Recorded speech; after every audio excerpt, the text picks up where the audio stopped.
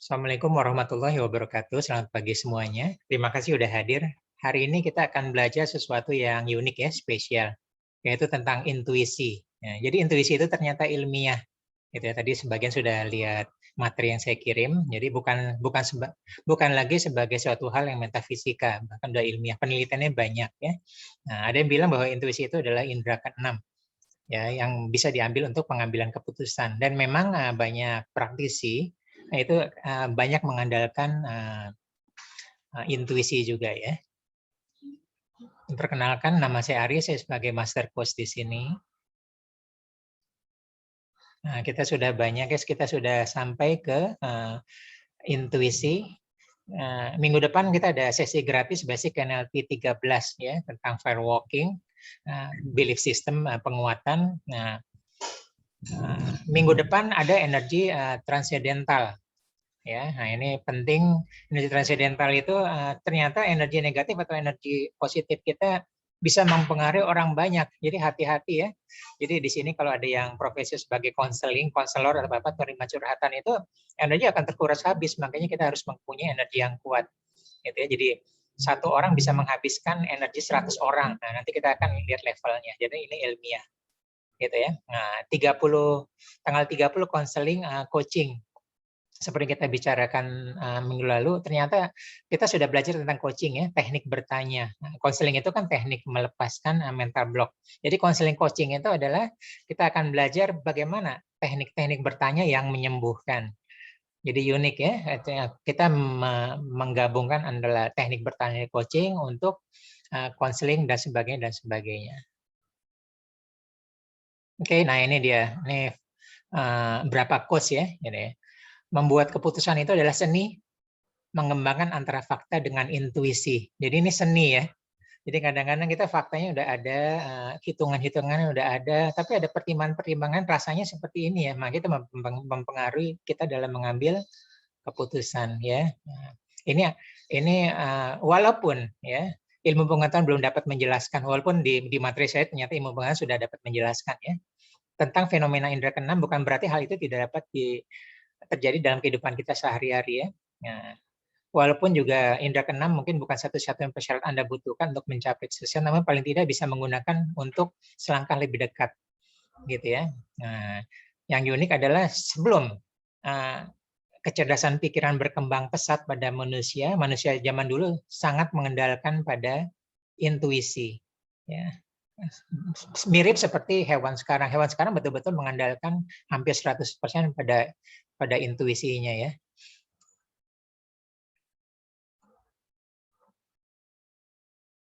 Nah, sekarang apakah kita perlu ya? Ternyata kita perlu memberikan kepercayaan kepada indera keenam, sangat perlu ya.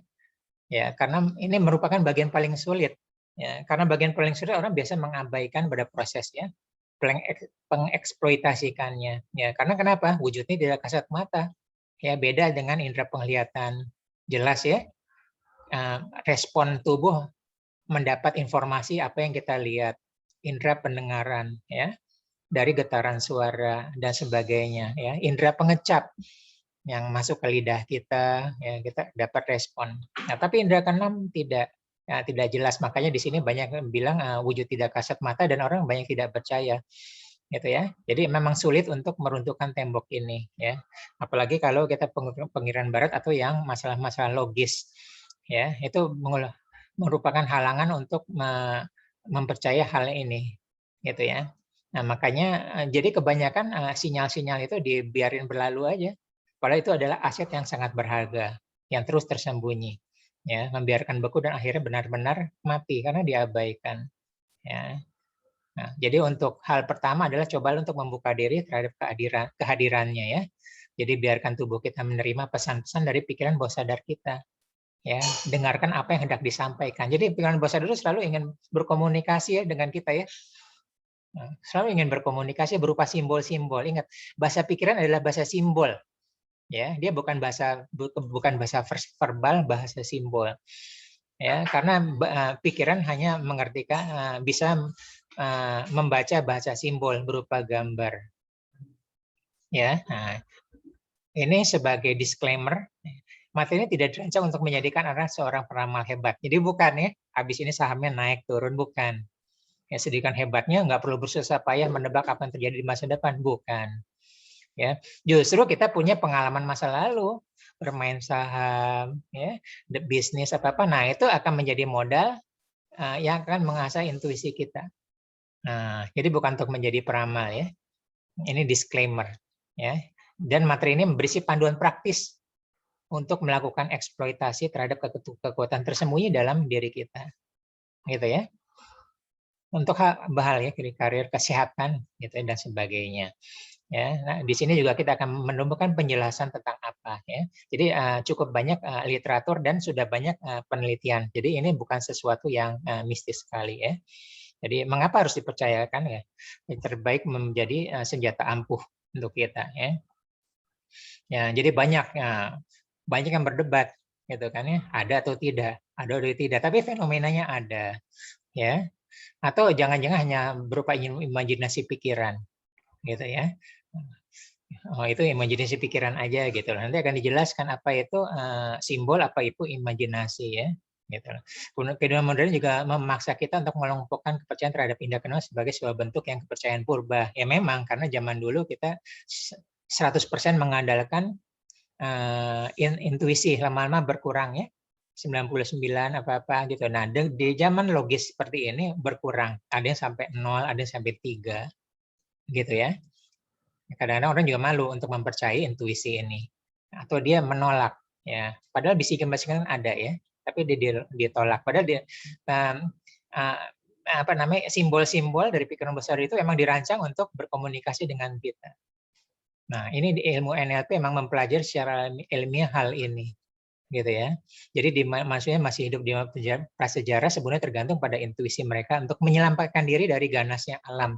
Ya, intuisi. Sebenarnya mereka menyelamatkan diri intuisinya karena perjalanan hidup dia ya. Oh, kalau lewat sana berbahaya, lewat sini aman ya. Berbahaya karena banyak korbannya dari teman-teman, dari keluarga. Nah, itu menjadi suatu data yang disimpan ya dan akan digunakan. Nah, maka sebagai intuisi, biar bagaimanapun intuisi itu memerlukan data. Ya. Ya, memerlukan data ya, data untuk pengambilan keputusan. Ya. Namun seiring dengan semakin seringnya menurut pikiran ya masalah itu, maka lama-lama semakin menipis. Gitu ya.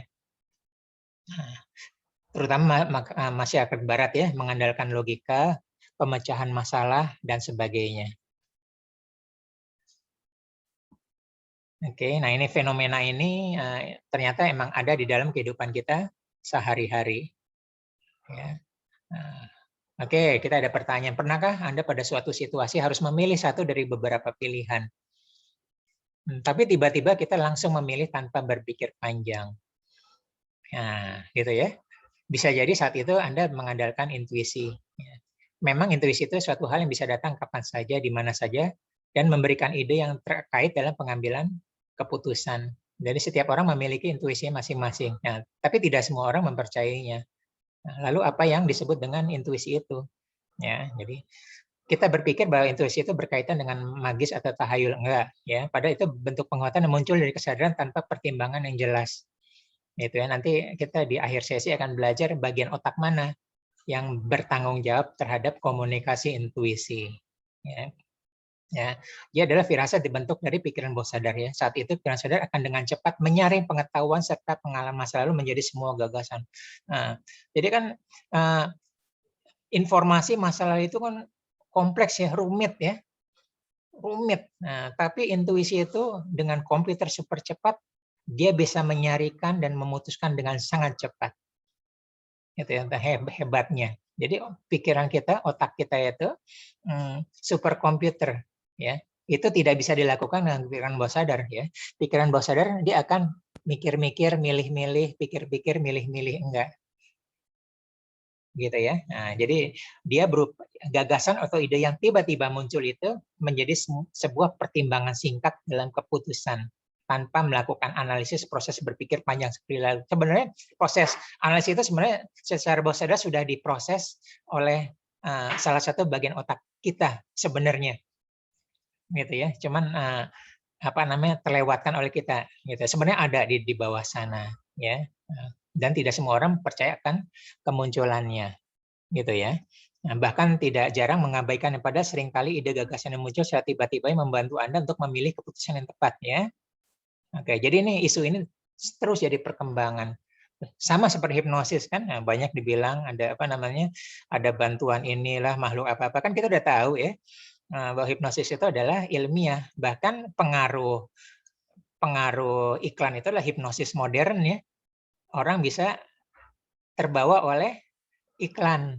Nah, seperti itu. Tapi kalau berpikirnya bahwa ini adalah pengirim ada unsur makhluk halus nah itu kan pikiran lama. Padahal secara psikologis itu ada penjelasannya. Oke, nah sekarang dari mana sih intuisi itu berasal ya? Jadi kita sudah tahu ya bahwa ada dua tipe berpikir dari manusia ya. Ya, jadi pertama adalah pikiran sadar dan kemudian pikiran bawah sadar. Ya. Nah, jadi pikiran sadar itu otak kiri. Otak kiri bekerjanya lambat ya. Pikir dulu, analisis dulu ya, pilih-pilih 1 2 3 risikonya apa. Nah, dan pikiran otak kiri itu lambat karena prosesnya lebarnya bandwidth-nya cuma 11 bit ya. Kita pernah belajar ya, pikiran sadar cuma 11 bit lambat. Dia saring, dia pikir-pikir ya. Resikonya apa, ambil atau tidak gitu ya. Karena ini adalah pusat analisis ya, mampu berpikir secara rasional ya, bekerja berdasarkan fakta dan pengalaman yang pernah terjadi. Nah, inilah cara kerja otak kiri dan lambat ya, jadi keputusannya lambat. Ya. Sementara otak kanan mengatur pikiran bawah sadar ya, sesuai dengan namanya ya. Ya, jadi responnya cepat ya, karena dia membypass otak kiri, membypass analisa. Ya, lalu bagaimana ide atau gagasan itu bisa timbul? Nah, itulah intuisi ya. Jadi sebenarnya gagasan yang timbul itu sebenarnya kumpulan dari informasi yang diolah dari pengalaman, data-data masalah. Jadi sekarang kan zamannya big data ya. Pikiran kita sudah big data. Semua kita kumpulkan ya, tanpa saringan oleh pikiran bawah sadar ya. Dan kita tidak sadar bahwa semua dikumpulkan dan mengendap. Nah, analisis itu ada di otak kiri, tapi bypass itu ada di otak kanan. Nah, bypass itu mirip seperti ini ya. Kita refleks ya. Refleks kesetrum, narik. Ya. Berarti sistem syaraf kita membypass, tidak melakukan otak kiri. Ya, langsung. Bypass itulah sistem refleks. Nah, kira-kira intuisi mirip seperti itu. Ya, dia manusia kan dirancang untuk bertahan hidup ya. Nah, jadi intuisi itu dia mempunyai sistem bypass. Gerakan refleks itu gerakan bypass untuk kita bertahan hidup. Kalau kita pikir-pikir dulu nih kenapa kesetrum ya? Sebabnya apa? Oh, ini nempel. Udah kesetrum, kita udah angus tangan kita. Gitu ya. Ini emang cara kerja sistem syaraf kita ya. Ingat otak purba adalah desain untuk bertahan hidup. Nah, jadi ada hal-hal tertentu diambil alih gitu. Bawah ya, hebat ya, begitu sempurnanya kita sebagai ciptaan Tuhan ya. Ya. Jadi kita misalnya keputusan adalah keputusan yang terbentuk dari pikiran bawah sadar kita. Ya. Ya. Jadi proses itu tergolong cepat. Ya, muncul tanpa ada harus berpikir dengan matang, Malaysia dulu terjadi tiba-tiba. Saya sendiri belajar tentang intuisi itu tahun 91 sampai 93 waktu mengambil MBA di IPMI ya. Guru saya logik banget, VP-nya Citibank. Tiba-tiba beliau bicara tentang intuisi ya. Jadi ternyata zaman dulu nih tahun 90-an awal ya.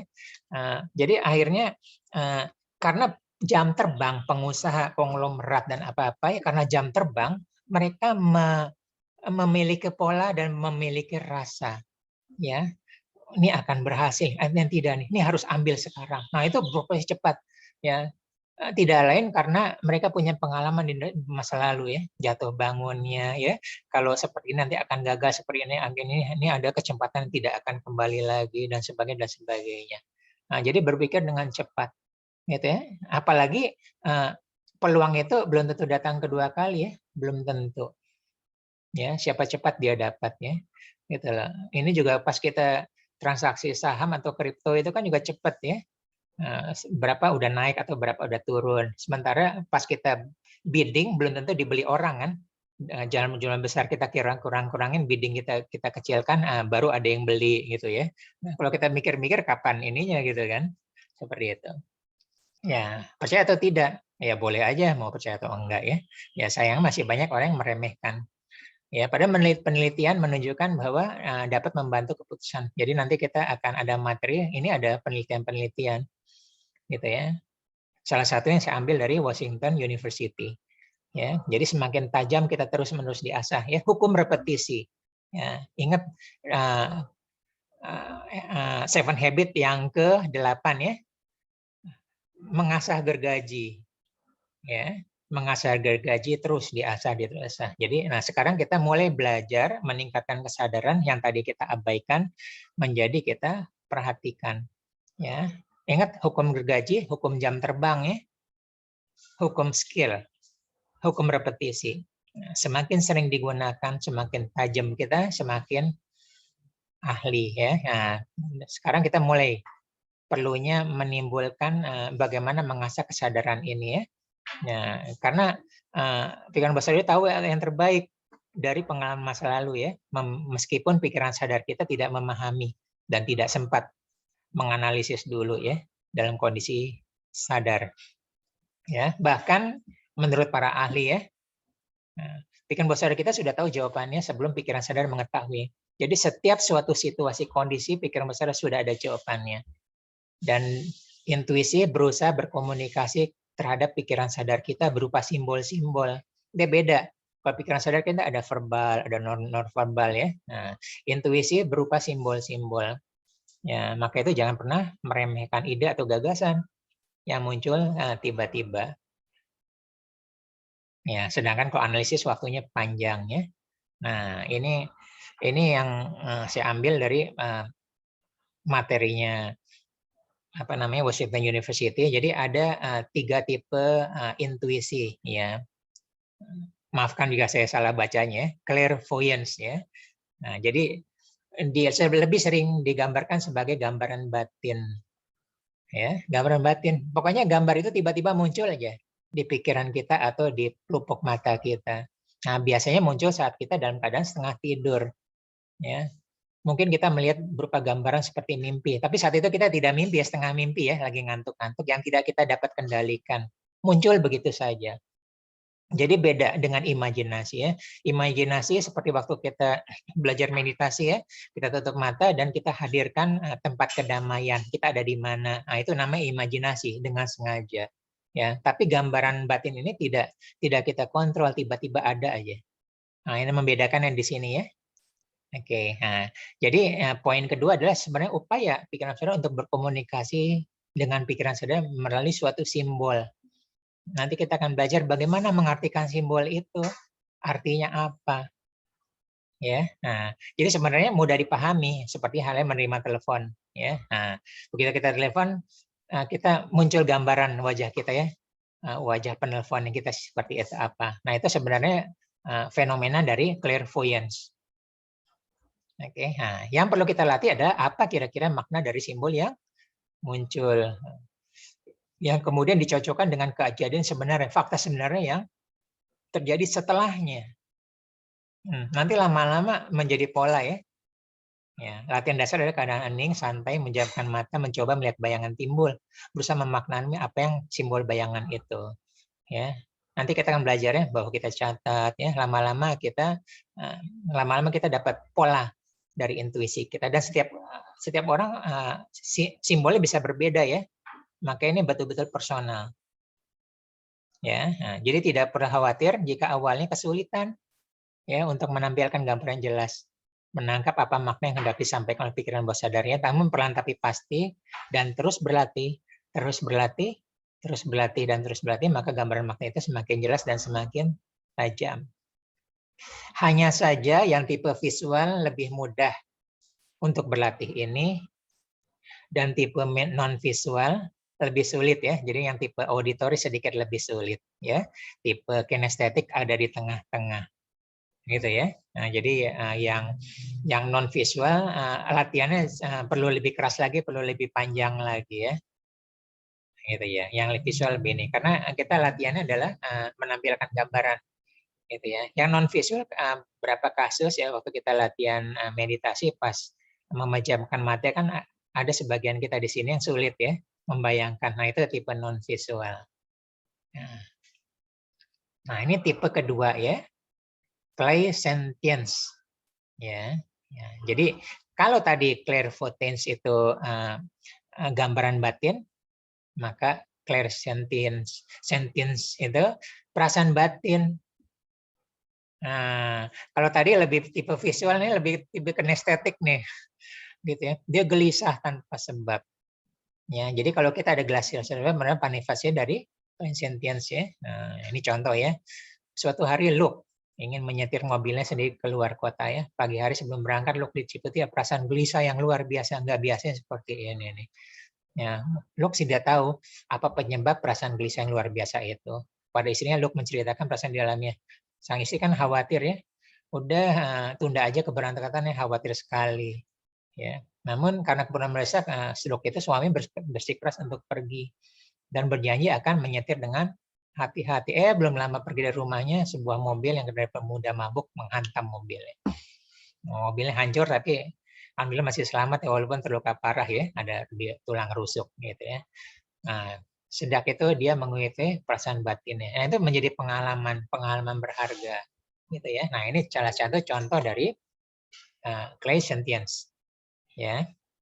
Nah, itu bisa juga terjadi pada kita perasaan gelisah ya. Kemudian diitungi oleh suatu datangnya kabar buruk.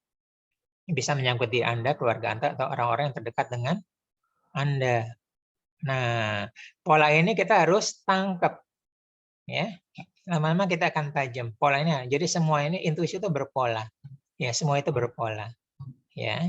Jadi kadang-kadang kita tidak dengan seseorang ya, pekerjaan kehidupan menuntun apa-apa. Tapi ada beberapa kita tidak inginkan kehadiran. Nah, itu sebenarnya berhubungan dengan kita sedangkan masalah dengan orang lain. Ya, jadi perasaan baik memberi sinyal penilaian karena orang tersebut mengirimkan sinyal-sinyal atau getaran yang sadar yang mampu ditangkap oleh pikiran bawah sadar kita. Pikiran sadar nggak bisa nangkep.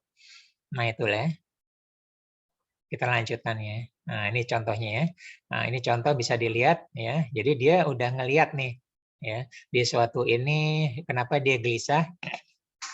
Ya, ternyata pernah ada masa lalunya ya. Itu poin pertama. Nah, ya. Yang poin kedua sayangnya orang banyak melewatkan ya, dianggap tidak penting. Ya, padahal sebenarnya indera keenam itu sebenarnya merupakan rangkuman semua proses pembelajaran dari indera kelima. Hebat ya, bisa mengambil. Dan itu harus superkomputer yang cepat memprosesnya. Bukan hanya puluhan, bukan hanya ratusan ribuan atau jutaan informasi cepat dalam sekian detik. Nah, kita sudah mengambil keputusan. Gitu ya. Kalau kita SWOT analisis kan poinnya apa ya, weakness-nya apa, strength-nya apa, gitu ya. Peluangnya apa. Wow, nggak sempat ya kalau apa namanya harus mengambil keputusan gitu loh. Ya, jadi dia prosesnya cepat. Ya, jadi berupa sinyal. Cuman di sini sinyalnya yang kok tadi berupa gambaran batin, ini adalah perasaan batin. Ya, ini poin ketiga juga ya. Jadi mirip dengan poin pertama. Ya, jadi dari masa lalu kita melihat getaran-getaran seperti ini. Nah, begitu menemui orang yang getarannya mirip, udah langsung tuh. Ya, apa namanya clairsentience ini memberikan sinyal-sinyal yang membuat kita gelisah, ya, tidak nyaman. Nah, jadi kita sudah menyimpan big data di masa lalu. Nah, adapun data science-nya, data analisisnya dikerjakan oleh pikiran bawah sadar. Ya, nanti akan kita bagian otak sebelah mana sih yang memprosesnya. Jadi ilmiahnya sudah ada ya. Oke, nah ini kebalikannya. Tadi contoh ya. Nah, ini kebalikannya. Pernah nggak kita dekat dengan seseorang, dekat dengan orang itu energi kita naik atau merasa termotivasi, motivasi naik. Padahal ngomong juga belum ya. belum berbicara juga belum. Nah, ini salah satu bentuk positif lainnya dari tadi bentuk negatifnya positifnya dengan classicant tense. Nah, karena dulu mungkin dia juga pernah merasakan ya orang yang membuat dia motivasi naik, semangat, energi naik, seperti apa dia belajar ya. Nah, begitu kata semua orang yang mirip atau bahkan energi lebih tinggi, dia langsung merespon ya, langsung naik tuh energinya. Kalau tadi kan gelisah. Nah ini tipe dari kedua. Ya. Nah ini salah satu latihan untuk baik gambaran batin atau perasaan batin ya. Ini satu latihannya. Jadi kalau kita melihat amplop atau menerima telepon ya, jangan buru-buru kita angkat. Ya, perhatikan seksama getaran apa yang kita rasakan. Ini berita baik atau tidak baik ya, atau netral-netral aja. Nah, kita lihatnya di sana ya. Kita hening sejenak 30 detik. Sampai 30, jangan sampai 3 menit ya, kelamaan ya. Keburu ditutup. Oke. Nah, habis itu kita angkat halo-halo, dan itu kabar apa yang didapat. Nah, latihan seperti itu ya, mudah ya. Oke. Nah, begitu juga yang poin kedua ya. Kita latihan kepekaan kita. Ya, kita tahan dulu. Kira-kira kita melihat simbol-simbol apa yang berupa gambar atau perasaan. Ya. Habis itu berita apa yang kita dapat. Nah, ini salah satu untuk latihan.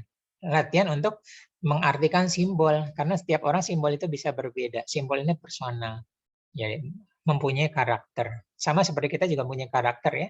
Kita karakter dalam berkomunikasi, karakter dalam kepemimpinan. Ya. Nah, karakter dalam berkomunikasi ini juga berbeda setiap orang. Jadi simbol-simbol bisa jadi berbeda. Yang terakhir ada clear audience. Nah, ini lebih jarang.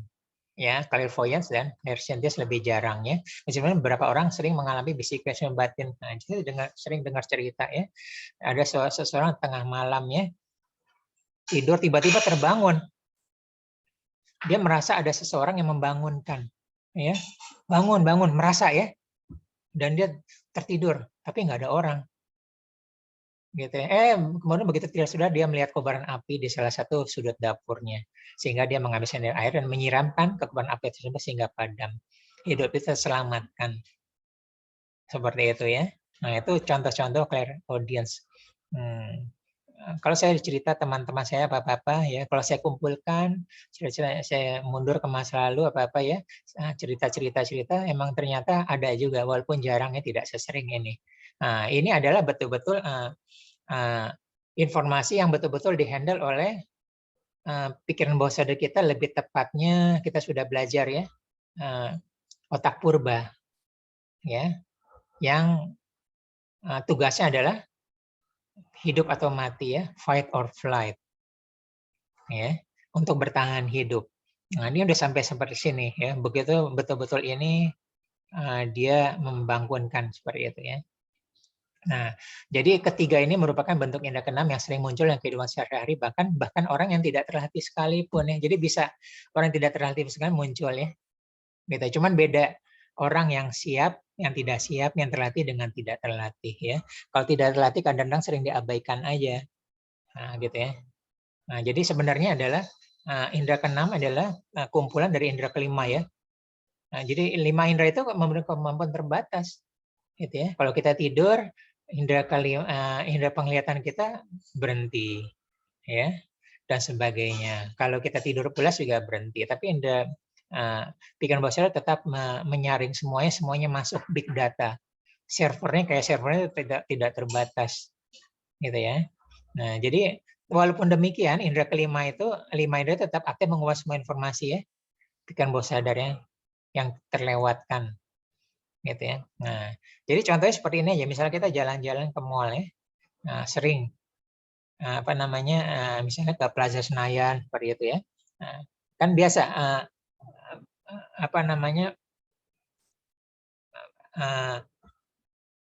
kondisi atau yang dicari difokuskan oleh wanita sama pria kan bisa beda ya.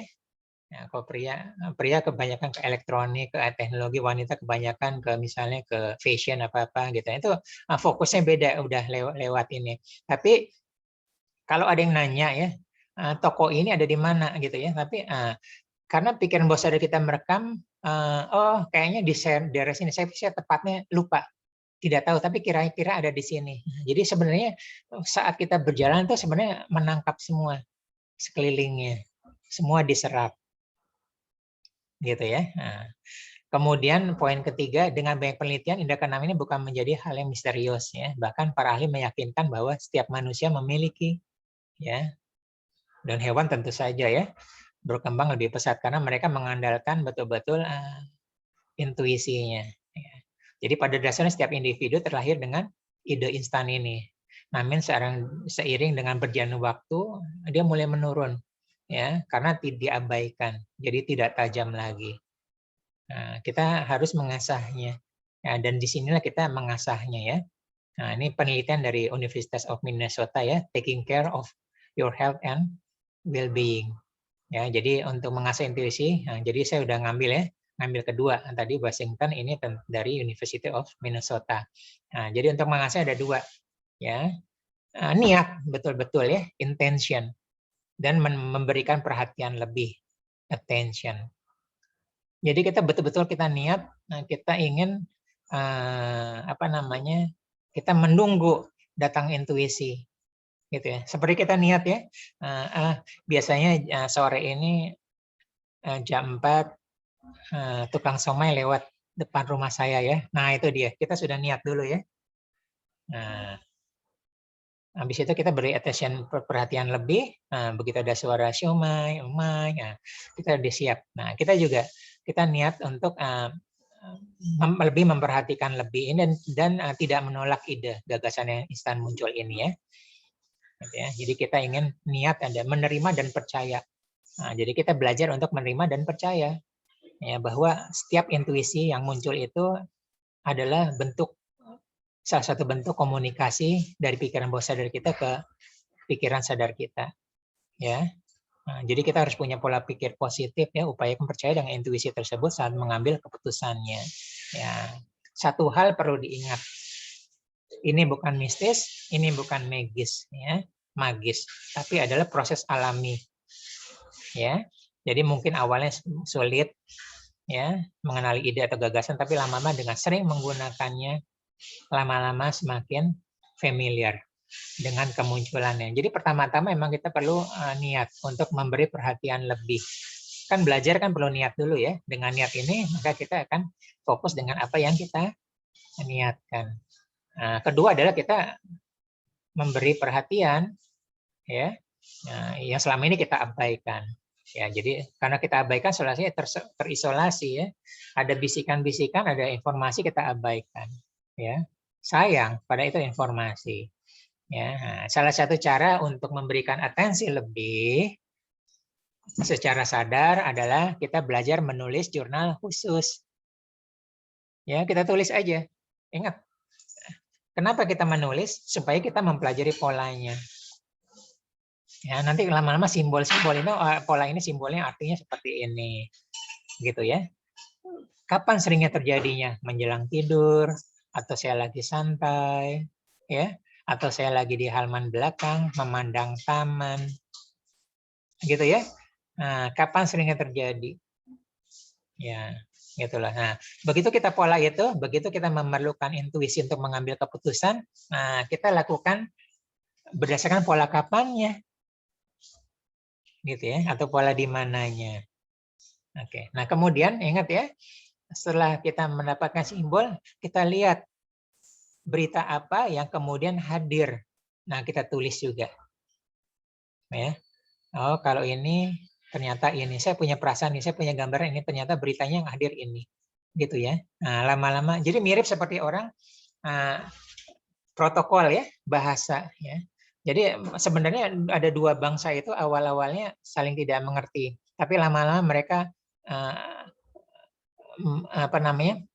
dengan bahasa isyarat lama-lama mereka mengerti dan akhirnya ada translate ya dengan bahasa mirip seperti ini, simbol-simbol itu bahasa isyarat lama-lama diartikan seperti ini. Nah, dari situ kita mulai lihat tingkat akurasinya, berapa akurat ide ya gagasan instan yang kita miliki. Nah, kita tulis tuh. Ya. Nah, habis itu berapa kecepatan respon kita terhadap ide gagasan tersebut ya, penting gitu ya. Bisa-bisa betul-betul cepat dan kita bisa terlambat gitu ya. Nah, yang penting ada sebenarnya poin pertama, poin kedua ya. Nah, jika kesulitan untuk memulai menulis jurnal ini, coba menulis beberapa hal yang Anda pelajari setiap hari. Ya, lalu tanyakan pada diri Anda sendiri kira-kira ide atau gagasan apa yang Anda miliki hari ini. Nah, jadi boleh juga kita pikir-pikir ya. Hari ini kita rasa apa, saya ngebayangin apa, ya. Kemudian terjadi sesudahnya apa, kita tulis, ya. Kita memberikan attention ya, yang lebih, ya. Atau juga tiba-tiba ada lintasan jawaban pada pikiran Anda, ya. Kita tulis aja, lalu kita cocokkan ya setiap hari selama 1 bulan, seperti itu ya. Oke, terus kita lihat lagi akurasinya, apakah selama ini putusan kita salah atau benar, gitu ya. Lebih banyak benar atau lebih banyak salahnya, berapa persen. Oke, yang kedua adalah belajar dari alam ya. Cara lain untuk mengasah intuisi adalah lebih memperhatikan sekitar alamnya, belajar dari alam. Biasa saat berada alam kita lebih fokus terhadap perasaan tenang tadi ya. Nah, tadi seperti saya bilang ya, mungkin kita senang ada di taman bunga duduk ya, bersila atau kursi dan sebagainya ya. Nah, jadi sebenarnya apa namanya tidak beda jauh saat kita melakukan meditasi ya. Nah, kita mengakses gagasan ya. Kita tanyakan diri sendiri mengenai solusi dari masalah yang sedang Anda hadapi. Coba fokus. Nah, ya. Nah, ini coba kita dengan sengaja memanggil atau mengaktifkan pikiran bawah sadar kita supaya berkomunikasi. Maksudnya seperti ini ya. Gitu ya. Kemudian nanti simbol-simbol apa yang muncul ya, baik perasaan maupun bayangan ya. Jadi berjalan di taman sembari menikmati suasana ya. Entah menit keberapa nanti tiba-tiba muncul ide. Bisa jadi itu berupa jawaban. Jadi bisa ya. Jadi kita ada solusi, kita pikir-pikir, kita jalan-jalan ya, fokus pertanyaan tersebut. Nah, tiba-tiba muncul lintasan ide atau lintasan ide. Itu mungkin jawabannya. Nah, itu kita belajar berusaha ya. Nah, akomodasinya sebagai apa namanya tempatnya katalisatornya adalah alam. Ya. Nah, atau kita membutuhkan waktu istirahat seperti sejenak jeda ya. Ingat kita pernah belajar di coaching ya, the power of jeda ya. Berhenti sejenak ya, ambil benda sekitar kita, bebatuan, ranting apa saja yang perhatikan benda itu sesama. Bisa juga itu intuisi kita ya, apa informasi apa yang dilihat dari benda tersebut untuk mendapatkan solusinya. Oh, ini benda ini keras ya, saya harus tegar.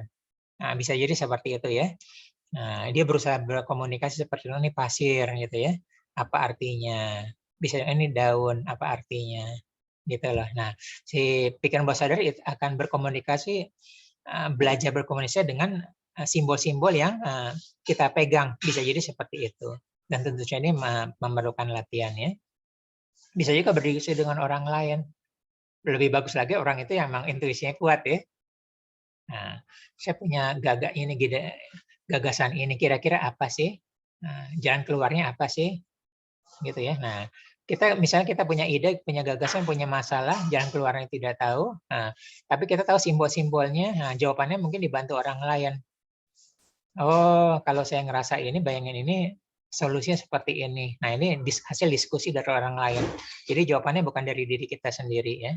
Jadi kita kadang-kadang perlu bantuan dengan orang lain. Ya, bisa juga membaca buku, menonton film yang sama mengenai intuisi yang mendiskusikannya. Ya, saling berbagi tulisan Anda tulis dalam jurnal khusus Anda miliki, saling berbagi inspirasi.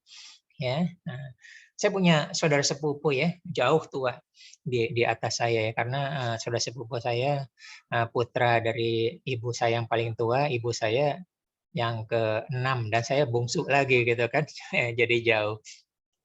Waktu saya kecil saya sudah kagum gitu ya, karena dia kolektor barang antik, tapi dia sering cerita gitu ya, sering cerita apa namanya, dia udah pakai intuisi dia.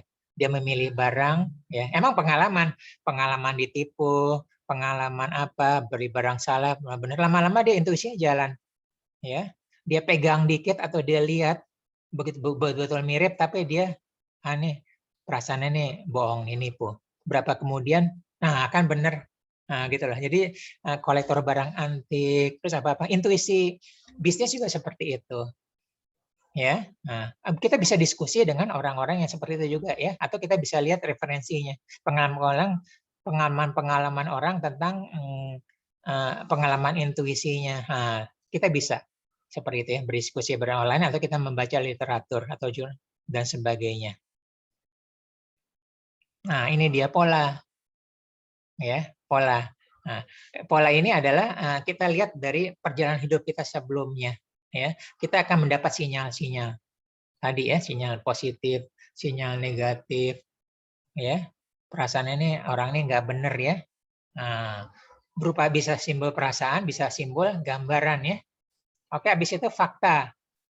Nah, ini kan kita catat ya, fakta. Nah, ingat pikiran bawah sadar kita menyimpan fakta itu ya.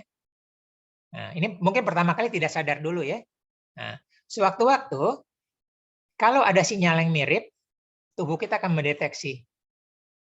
Kita jadi tidak nyaman dengan orang itu ya, atau kita jadi senang ya dengan orang itu. Nah, kira-kira seperti itu. Nah, itu kalau kita tidak sengaja. Nah, dengan kita memberi niatan dan perhatian lebih, maka kita mulai bisa mencatat. Oh, sinyal ini ternyata faktanya ini. Sinyal ini faktanya ini. Gitu ya, lama-lama kita punya pola bahasa sendiri. Pola bahasa sinyal yang faktanya seperti ini. Nah, itulah yang menjadi intuisi ya. Pengalaman hidup kita masa lalu jatuh bangunnya, jatuh bangunnya, jatuh bangunnya. Gitu ya. Selama ini bukan luput. Nah, kita berpikir-pikir dulu kenapa seperti ini? Oh, ternyata ada begini, kenapa saya abaikan ya? Nah, gitu ya. Oh, ini tidak saya abaikan, hasilnya seperti ini. Gitu. Ya.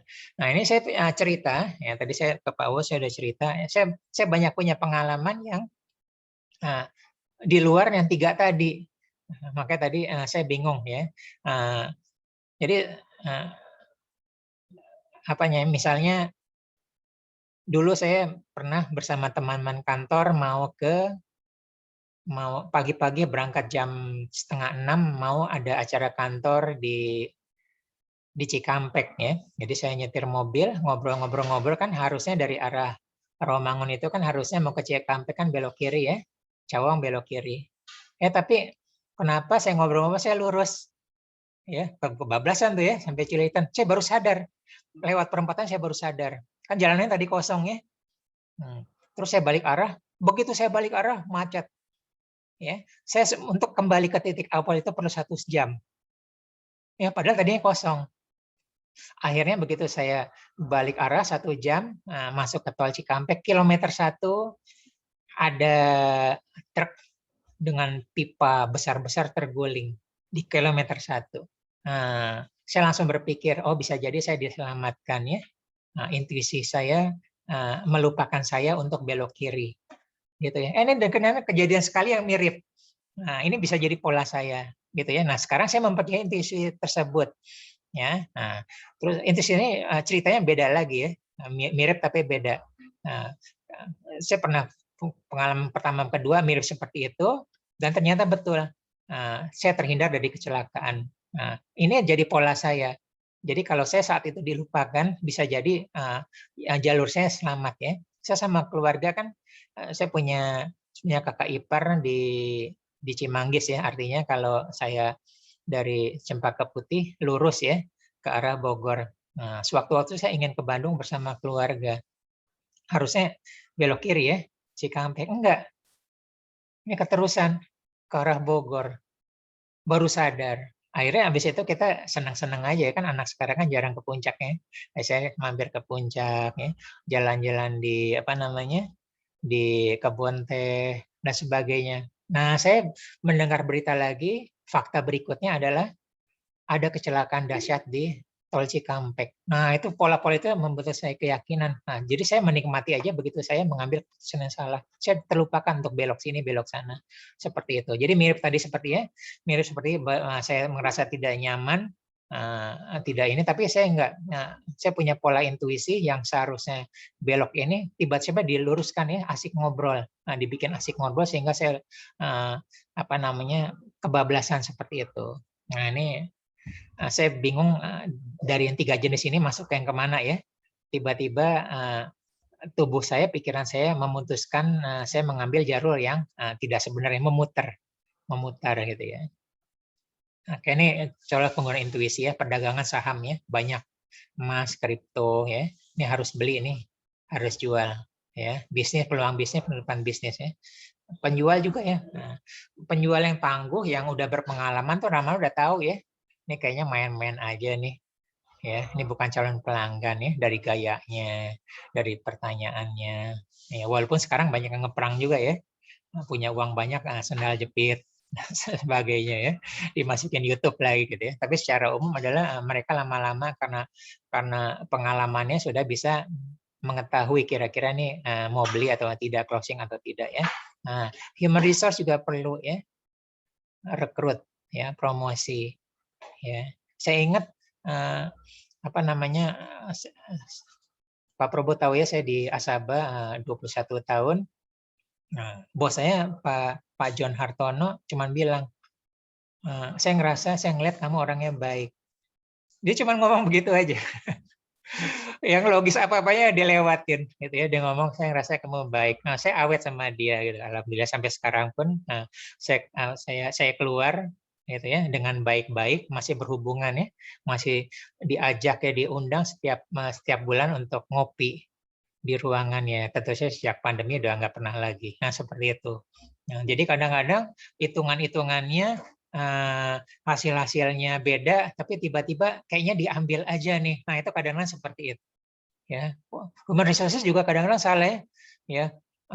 Hasilnya secara tes psikologi kurang bagus, sebenarnya itu orangnya potensi. Nah, itu luput dari hitungan-hitungan matematisnya tes psikologi.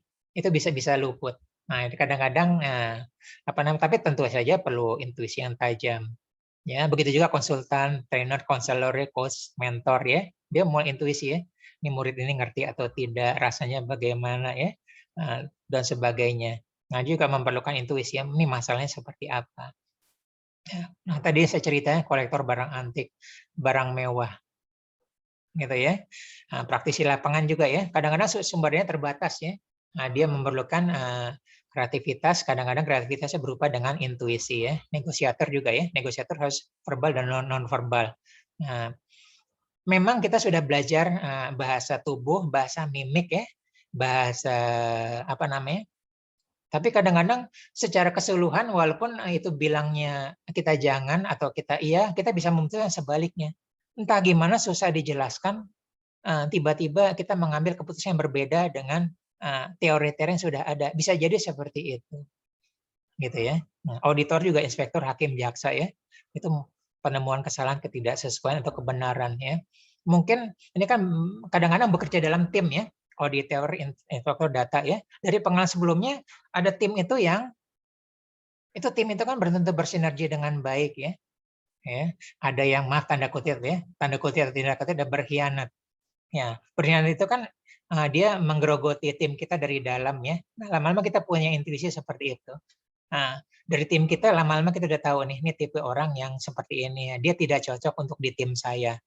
Gitu ya. Nah, kita kalau sudah jelas, kita jelas ya, kalau kita bisa nolak dia masuk tim saya. Tapi lama-lama juga kita bisa kalau kita berhak memilih kita bisa ya. Jadi kadang-kadang apa namanya, like dislike dalam ini juga bisa dalam menentukan jabatan dan apa, kadang-kadang bisa juga, kadang-kadang intuisi juga seperti itu ya. Jadi like dislike itu belum tentu dalam makna negatif ya, dan bisa makna kolusif apa. Jadi kadang-kadang intuisi juga seperti itu ya. Nah, jadi auditor itu kadang-kadang juga apa ya, gini terus dia cari ide apa ada di sini, bener ternyata diumpetinnya di sini ya, ketemu juga. Seperti itu. Jadi saya sering ngobrol kalau teman-teman ada di sini ya. Nah, penelitian juga seperti ini ya. Dulu saya pernah tahun 89 ada penelitian tentang lingkungan ya, dampak lingkungan. Saya ke Lampung gitu ya, bersama seorang profesor ya. Kalau dia profesor berdama dengan mahasiswanya tentang penelitian tanah ya. Kalau mahasiswanya itu kan ada tanah ini, lalu lihat tabelnya, lihat foto-fotonya. Oh, ini tanahnya jenis ini. Tapi profesor itu enggak. Di tanah itu dia gigit. Krak. Oh, ini tabel ini nomor sekian, namanya ini. Mahasiswanya lihat bener. Nah, itu udah jam terbang itu. Ya. Dia udah intuisi sudah bermain. Semua cepat karena pengalaman, ya. Nah, keamanan security juga sangat penting dengan intuisi ya, ancaman, keamanan dan sebagainya. Jadi banyak ya. Enggak tahu deh pokoknya dia mengancam aja. Pokoknya ini tipenya seperti ini ya. Emang tetap keamanan itu tetap belajar ya, ciri-ciri sebenarnya bahasa tubuh seperti apa ya. Tapi sekarang banyak orang belajar memanipulasi bahasa tubuh. Ya, bisa. Bisa bahasa tubuh itu bisa memanipulasi ya. Orang lie detector bisa dimanipulasi, bisa tembus ya. Nah, seperti itu intuisi itu berbicara. Nah, ini dia. Ya. Ternyata intuisi itu sangat ilmiah. Ya. Diproses oleh bagian otak di depan ya, di belakang PVC, prefrontal cortex yang disebut dengan anterior cingulate cortex. Nah, jadi dia ibarat komputer super canggih ya. Ingat ya bahwa intuisi itu bekerja berdasarkan data yang sebelumnya disimpan informasi sepanjang hidup kita. Ya, setiap detik dikumpulkan big data, begitu kompleksnya. Informasi itu jutaan atau triliunan. Ya, tapi begitu sangat dibutuhkan, harus keputusan cepat. Ya, nah inilah tiba-tiba aktif anterior cingulate cortex. Ngambil keputusan go or no go, ambil atau tidak, ke kanan atau ke kiri, ya atau tidak. Ya, bayangin keputusan cepat dan tepat dia harus. Nah ini dia mengambil alih ini.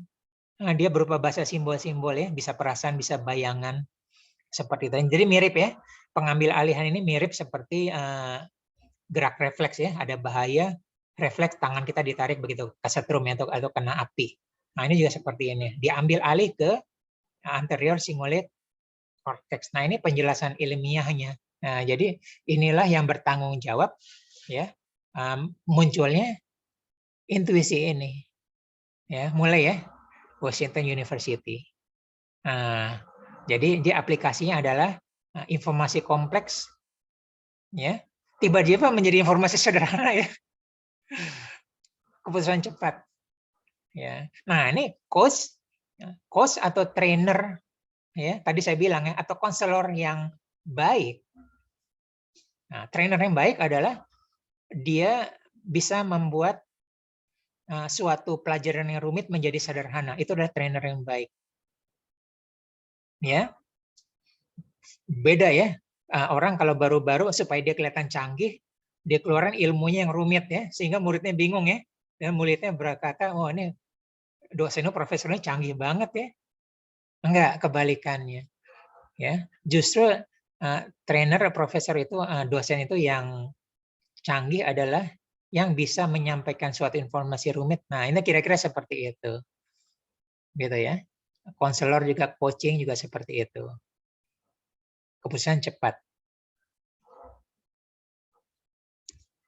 Nah, oke, bentar ya, kelewat.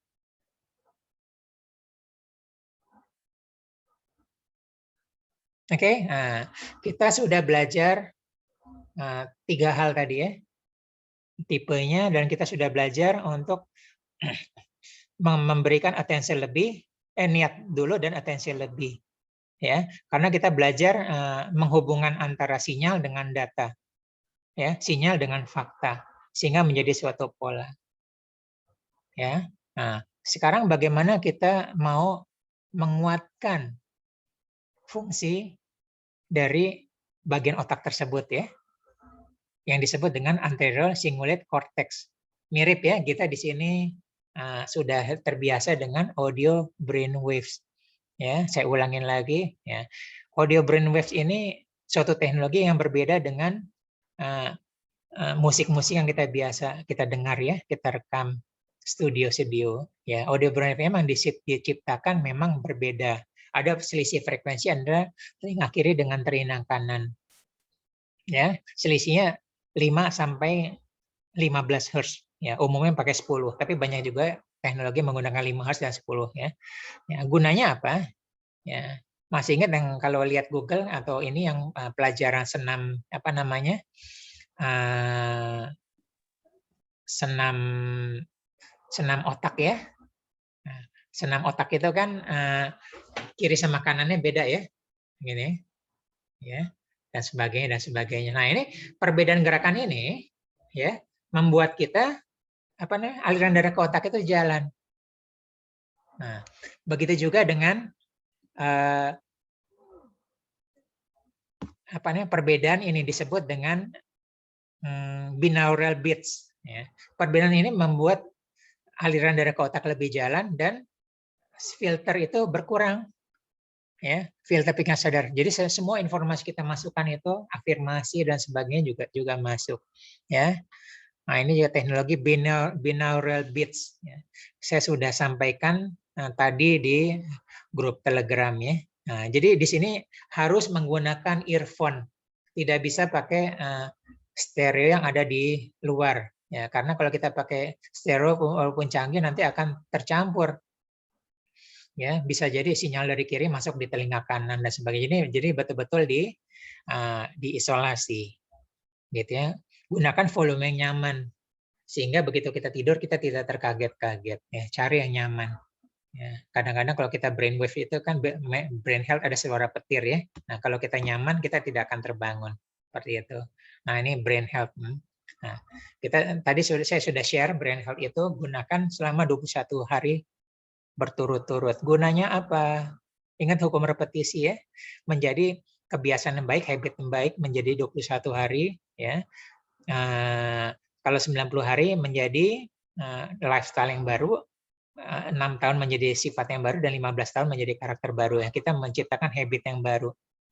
Nah, jadi selama ini misalnya kita orangnya panikan, banyak khawatir ya, anxious ya, banyak bingungnya, banyak terprovokasi, teragitasi ya. Nah, karena keseharian kita kacau, maka otak kita membentuk pola yang kacau. Contohnya di kiri ya, khawatir, cemas, kacau itu. Nah, kita membentuk pola pikir yang baru, pola gelombang. Nah, kita bantuan brain health selama 21 hari. Ya, makanya ini adalah persyaratan dulu. Ya, sebelum masuk ke brain focus ya, sebelum masuk ke sleeping beauty, sebelum masuk ke intuition booster ya. Nah, jadi kita perlu brain health ini 21 hari. Namun demikian, ya, kalau setelah 21 hari itu kita boleh seminggu sekali atau sebulan sekali untuk maintenance kesehatan otak kita. Jadi brain health itu tetap dipakai ya. Nah, gitu loh. Kemudian habis itu karena kita topiknya tentang intuisi, ya kita bisa tadi ada pertanyaan kalau paralel boleh ya. Jadi mau paralel boleh karena kita ada keperluan ya. Untuk intuition booster juga kita boleh paralel setelah hari ke-7 boleh gitu ya. Tapi gunakan hari yang berbeda. Misalnya satu tidur malam, satu tidur siang boleh ya. Setelah hari ke-7, hari ke-8 brain health-nya tidur malam, intuition boosternya tidur siang. Nah, jadi paralel boleh. Gitu ya. Ini kalau mendesak ya, seperti itu. Tapi kalau tidak mendesak setelah 21 hari. Tapi kalau ini 21 hari 7 hari udah bisa paralel ya. Nah, ini beda sama zaman dulu ya. Zaman dulu penelitian otak itu harus nunggu orang yang mati ya baru ya. Sekarang sudah ada teknologi MRI dan sebagainya. Dia sudah bisa memindai aktivitas otak. Nah, ternyata brain health terutama intuition booster ini akan meningkatkan aktivitas energi ada khususnya di anterior cingulate cortex. Jadi secara teknis ya sumber komputer ini lebih sehat lagi, lebih mampu lagi untuk memproses lebih cepat lagi sinyal yang lebih jelas. Jadi kita nanti lebih sensitif lagi. Ya. Nah, ini kita terima kasih, alhamdulillah kita sudah dibantu dengan teknologi ya. Teknologi binaural beats, teknologi digital. Seperti itu ya. Dan suara-suaranya, suara ini, frekuensi ini bagaimana pengaruh terhadap otak ini. Nah, jadi kalau brain health untuk seperti ini, kalau brain focus meningkatkan fokus dan sebagainya. Jadi betul-betul spesial seperti itu ya. Oke, kita sudah selesai. Silakan kalau ada pertanyaan. Oh maaf ya, sudah lewat 7 menit.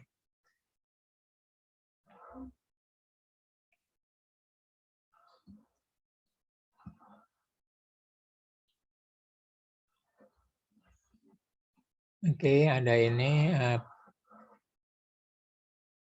Oke, Bu Susan. Oke.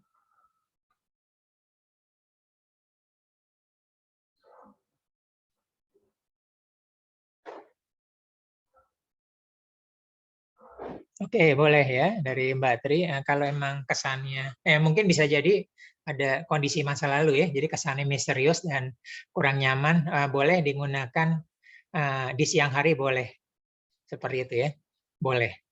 Jadi sebenarnya kalau kita brain health itu kan ada suara gemercik air ya, ada suara petir. Bagi kebanyakan orang tuh bikin nyaman ya. Tapi ada beberapa orang yang punya masa lalu yang takut dengan petir, itu bisa jadi mendapatkan respon yang berbeda gitu ya. Nah, ini mungkin Mbak Tri kalau menurutnya kurang nyaman untuk malam hari atau apa-apa, sensasinya beda, boleh di lain hari yang rasanya lebih nyaman. Ingat ya, ini personal ya. Semua personal. Semua punya pengalaman masa lalu, punya informasi masa lalu, belum tentu responnya sama gitu ya. Jadi ada suara hujan, gemercik itu bagi kita tenang ya. Tapi yang orang biasa di daerah banjir ya, ada hujan udah ketakutan tuh banjir nih, banjir. Jadi bisa beda gitu. Terima kasih Mbak Tri ya. Nah, tetap kita bisa diskusikan kalau ada masalah nanti seperti itu. Gitu ya. Ingat simbol ini personal. Setiap pikiran bawah sadar mempunyai cara sendiri, versi sendiri, simbol sendiri, bahasanya yang kita tidak tahu dan kita berusaha menangkap gitu ya. Sama seperti kita verbal juga personal ya. Kita punya gaya bahasa yang membuat kita halus tapi bagi orang menyakitkan hati. Bisa jadi seperti itu, sangat personal. Padahal sebenarnya nggak apa-apa, nggak ada maksud untuk apa-apa. Atau ada perbedaan ras ya. Gitu loh. Ada sesuatu kalau misalnya maaf ya, misalnya di Sumatera Utara keras gitu ya, karena di saya memang keras biasa. Tapi begitu masuk ke Sunda halus ya, Cianjuran, wah, jadi sakit hati. Padahal nggak ada maksud seperti itu. Oke, terima kasih. Silakan kalau ada pertanyaan lain. Betul, tergantung pengalaman hidup masing-masing. Silakan ada pertanyaan. Selamat pagi, Pak. Pagi, Pak Probo. Ya, selamat Hari Raya Idul Fitri. Terima kasih, Pak Probo. Dan sahabat, ya. Ya. Pak, mau nanya ya, Pak. Kalau intuisi ini kan sepertinya kan memang berdasarkan pengalaman ya, Pak. Masa lalu ya, Pak ya. Iya, iya. Kalau di IT seperti big data ya, Pak. Betul, ya. Nah, tapi ada istilah lain indera keenam yang tadi dicontoh itu kan ada yang ini Pak, perasaan gelisah, ya. Yang sehingga itu sebetulnya sinyal bahwa sesuatu yang nggak baik ya. Atau kalau versi Pak Tri kan diselimurkan ya, harusnya Ya. lurus. Itu sebetulnya nggak ada hubungan dengan masa lalu ya Pak ya. Bisa jadi benang merahnya gimana Pak? Iya. Kalau menurut penelitian tadi ada masa lalu Pak Probo ya. Nah, ada masa lalu. Polanya ya. Maksudnya polanya Pak. Tapi kita nggak sadar, gitu loh. Atau kita dengar-dengar berita ya, atau apa-apa, dengar-dengar orang gosip apa-apa, itu nggak sadar itu ditangkap semua jadi big data. Nah, sewaktu-waktu kejadian ini kita belum sempat mikir, pikiran bawah sadar sudah memutuskan, melakukan analisis dan memutuskan secara cepat ya. Seperti itu. Kira-kira seperti itu. Polanya Pak ya mungkin yang Polanya. sama. Polanya, iya. Polanya ya. Itu firasat sama nggak Pak ya? Beda Pak Probo. Beda ya. Beda ya. Firasat, terus suara ada bilang kata hati ya. Jadi firasat sama kata hati itu lebih cenderung ke kebenaran. Ya, kebenaran itu artinya nilai-nilai murni dari seseorang, gitu ya. Nah, jadi misalnya ya, saya misalnya ini orang lain ya, gitu. Misalnya saya orangnya jujur, ya, amanah gitu ya. Nah, seperti itu.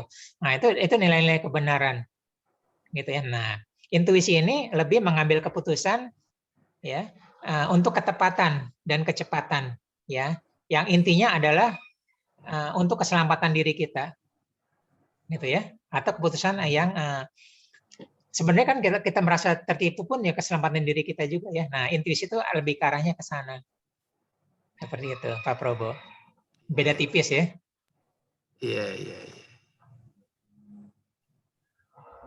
Ya, mungkin lebih dekat dengan insting ya Pak ya, rasa satu ya. Ya, insting juga enggak. Insting itu lebih ya, insting itu yang dia terima murni bisa insting itu umumnya insting yang murni ya. Insting yang murni itu dari DNA Pak Probo. Oh. Ya. Nah, kalau ketemu ini dia akan melakukan ini ya. Kucing itu melahirkan insting ya, nggak pernah diajarin ya. Dia melahir gini-gini terus apa-apa dia jilat-jilat, dia memotong apa namanya ari-ari sendiri, dia makan, dia jilat-jilatnya Bawaan bersih. ya Pak ya. Ya, pupnya seperti itu. Nah, begitu sudah ada pembelajaran data itu bukan insting lagi. Jadi insting itu murni dari bawaannya. Nah, begitu sudah terkontaminasi dengan data-data, nah itu sudah menjadi intuisi. Oh, iya, iya. Gitu ya.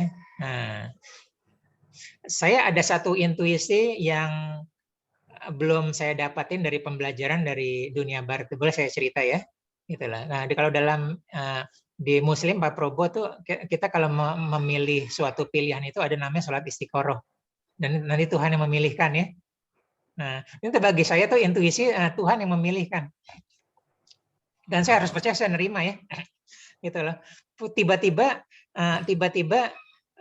saya ada dapat sinyal, misalnya saya milih A sama B ya. A sama B. Karena saya diarahkan ke B, yang A itu saya disulitkan. Nah, itu salah satu ciri-cirinya. Gitu ya. Nah, saya merasa itu intuisi yang datang diturunkan atas bantuan Tuhan. Nah, tidak ada di pelajaran tadi. Tapi itu sudah saya pakai. Saya ngajarin ke anak saya atau anak sekolah ya. Kita berdoa aja ya. Ya Tuhan mudahkan saya ke sini ya. Kalau bagi engkau ini sulitkan saya ke sana. Jadi boleh juga doa-doa seperti itu. Gitu ya. Nah, itu dua itu pengalaman pribadi saya ya. Tadi yang soal apa namanya? Saya kan berusaha mencari literatur ya. Saya berusaha ada literaturnya karena NLP itu adalah ilmiah ya. Tadi saya lihat dari dua universitas, tapi saya ada pengalaman intuisi ini itu kok saya lihat literaturnya nggak dapat. Tapi saya bagikan ke anak saya, ke orang lain, ternyata berhasil gitu. Di sini yang muslim juga tahu ya tentang manfaat sholat istiqoroh. Tiba-tiba dimudahkan ya, dan nanti pemilihan pendamping hidup apa-apa ya, kita tidak tahu tentang masa depan dipilihkan. Nah, di situ apa namanya saya belum tahu masuk di mana, tapi kalau kita belajar dari energi pencerahan, nah itulah apa namanya Tuhan turun tangan, nah, seperti kira-kira ngasih petunjuk. Nah, tapi intinya adalah kita harus punya percaya dulu ya Pak Prabu ya. Kita membuka pintu percaya bahwa kita mendengarkan intuisi kita, gitu ya. Saya tadi bolak-balik ya antara intuisi indera keenam ya. Nah, karena ada orang yang menyamakan intuisi indera keenam. Gitu loh. Nah, jadi saya bolak-balik. Nah, apakah itu sama persis saya masih belum bisa jawabnya. Jadi saya bolak-balik aja. Tapi antara insting ya dengan kata hati itu tetap beda ya. Jadi kalau jadi itu lebih ke arah kebenaran, lebih ke arah bisa jadi karena dogma-dogma ya, gitu loh. Apa-apa ini saya ini tidak sesuai dengan agama saya apa-apa. Nah, itu lebih ke arah kebenaran. Seperti tapi kalau insting itu kita punya big data, bisa luput ya masa lalu ya, tapi pikiran sadar kita nyerap semua.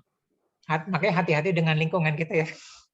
Kita ciptakan lingkungan yang baik untuk anak-anak kita, untuk diri kita dan sebagainya. Kira-kira seperti itu. Dan apa namanya? Saya lebih banyak mengandalkan insting dalam mengambil keputusan. Dan ternyata benar. Gitu lah. Baik Pak, terima kasih. Sama-sama Pak Probo. Silakan. 1-2 nggak apa-apa, kita udah lebih, silakan. Menarik ya, banyak ininya. Mbak Sri Assalamualaikum, Kak. silakan. Iya, tadi Waalaikumsalam warahmatullahi ya, wabarakatuh. ada yang mau saya tanyakan. Ya, silakan. Untuk intuisi itu apakah sama dengan keputusan yang harus kita ambil? Jadi istilah misalnya saya punya pengajian dan ibu kadang-kadang tanya sama saya sebagai ketuanya, Bu, ini gimana? Kalau saya bilang enggak, ya pengajian enggak berjalan. Tapi kalau saya bilang oke, nah taklimnya jalan. Itu termasuk keputusan untuk semua orang atau gimana? Ya, ingat ya, kita ada dua proses pikiran sadar dengan pikiran bawah sadar ya. Tapi kalau kita pikir-pikir baik buruknya apa-apa itu bukan intuisi. Bukan. Bukan intuisi ya. Itu Ya. Ya, kita diskusi ya. Kalau gini kita nanti dampaknya apa ya? Bukan. Tapi intuisi itu adalah kita tiba-tiba ada suatu keputusan cepat yang kita kadang-kadang alasan logisnya nggak tahu apa, gitu ya. Atau kita punya keputusan logis, ya harusnya kita mengambil A, tapi kita memilih B. Ya, hitung-hitungannya A nggak masuk, tapi B itu benar. Gitu ya. Nah itu menjadi disertasi saya waktu ngambil MBA, gitu ya. Saya ngambil dari dari dosen saya gitu loh. Saya bingung gitu ya. Saya selalu kan kalau belajar MBA itu pertama kali kita senang ya bikin proposal ya, hebat ya, proposal canggih gitu ya. Tapi akhirnya kenapa keputusan saya tidak sesuai dengan proposal saya, dan itu melakukan berulang-ulang dan ternyata benar. Cari alasannya nggak dapat. Nah itu jadi disertasi saya seperti itu. Menggunakan intuisi, dan itu benar. Saya berani begitu karena ada dosen saya mendukung saat itu ya tentang intuisi seperti itu. Ya, kalau nggak ada dosen itu saya nggak bisa melakukan disertasi itu di forum ilmiah. Nah jadi gitu ya. Jadi intuisi yang membedakan intuisi adalah keputusan itu harus cepat, gitu ya. Nah betul ya, sama-sama Pak Wau, betul sekali. Pak Wau udah banyak ya dengan bosnya orang terkenal ya, mantan bosnya. Emang banyak, dan saya banyak ketemu orangnya seperti itu ya, berdasarkan intuisi ya. Betul. Sebenarnya dia sudah punya pengalaman masa lalu ya, sudah lihat jatuh bangunnya ya. Ya Pak U ada pernyataan di chat ya, dia udah ada ya. Kita kan ngelihat orang sukses kan yang bagus-bagusnya aja ya. Dia sebenarnya banyak udah jatuh bangunnya. Nah pengalaman itu sedikit aja informasi sudah tahu, oh ini enggak, ini benar saya ambil keputusan ini, saya ambil. Nah seperti itu. Gitu. Terima kasih Pak U ya. Memang bisnisnya banyaknya udah intuisi. Seperti itu. Ada lagi? Atau ada pertanyaan? Nggak apa-apa, udah lewat ya. Oke, kalau nggak ada, nanti kita lanjut di WA Group ya. Nah, jika berkenan silakan dibuka ininya ya. Kamera, kita akan sesi foto bersama. Oke ya.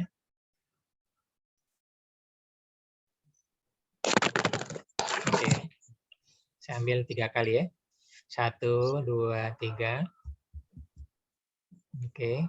1, 2, 3. Dan terakhir 1, 2, 3. Oke, terima kasih semuanya ya. Mohon maaf jika ada kesalahan. Kita bisa lanjut nanti diskusi di WA Group selama 1 minggu ya. Saya tutup. Terima kasih semuanya. Assalamualaikum warahmatullahi wabarakatuh. Waalaikumsalam. Terima kasih semua. Sama-sama. Salam sehat selalu. Salam sehat selalu.